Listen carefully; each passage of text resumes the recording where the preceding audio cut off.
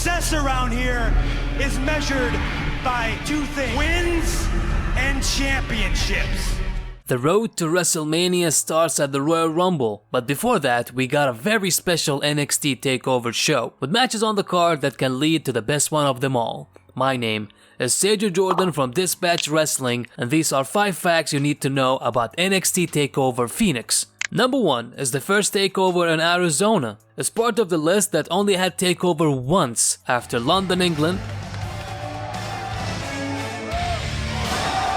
Philadelphia, Pennsylvania. We are in Philadelphia, and we are NXT. And Toronto, Ontario, Canada. You thought Brooklyn was good. This is going to be insane. But Toronto is having another takeover show this year before SummerSlam. Number 2, this will be a first North American title defense for Ricochet on a takeover show. After defeating Adam Cole at TakeOver Brooklyn 4,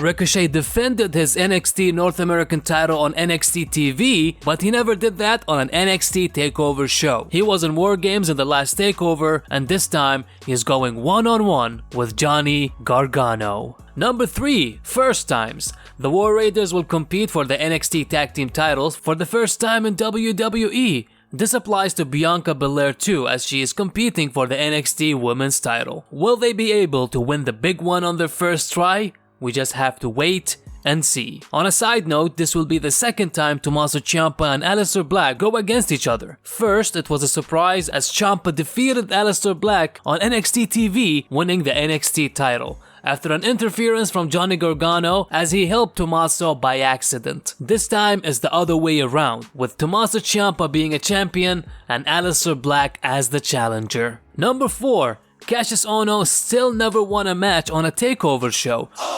From the time he signed with NXT, he still didn't get the spot to shine. He was Chris Hero and he was having tremendous matches on the indies, but on NXT his job is to put the other young talents over. At NXT TakeOver Orlando, he was on a losing side with Ty Dillinger, Ruby Riott and Roderick Strong going against Sanity. At TakeOver War Games, he lost to Lars Sullivan. TakeOver Philadelphia, he lost to the Velveteen Dream. At NXT TakeOver War Games 2, he lost to Cassius Ono in 6 seconds. Pre-show said he was going to expose Riddle and hit him with the final flash. Will we see a miracle on Saturday? I don't think so. Lastly, if Johnny Gargano wins the North American title, he will be the only NXT superstar to win the NXT tag titles and the North American title. You may say the same thing applies for Adam Cole, but Adam Cole wasn't in those matches when the Undisputed Era won the NXT tag team titles. First, it was Bobby Fish and Kyle O'Reilly, and the second time the Undisputed Era won it,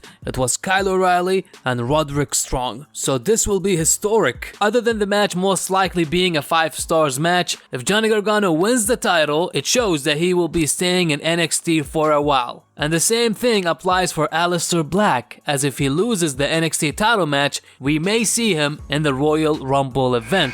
Now I leave it to you. Who do you think will show up at the Royal Rumble? Mention it in the comments below. Press a like if you enjoyed the video, subscribe to the channel, it will help us a lot. And if you want to see more content like this, you can click on these videos here. Take care, guys. Dispatch. Podcast. Dispatch. Podcast. Dispatch. Podcast. Dispatch.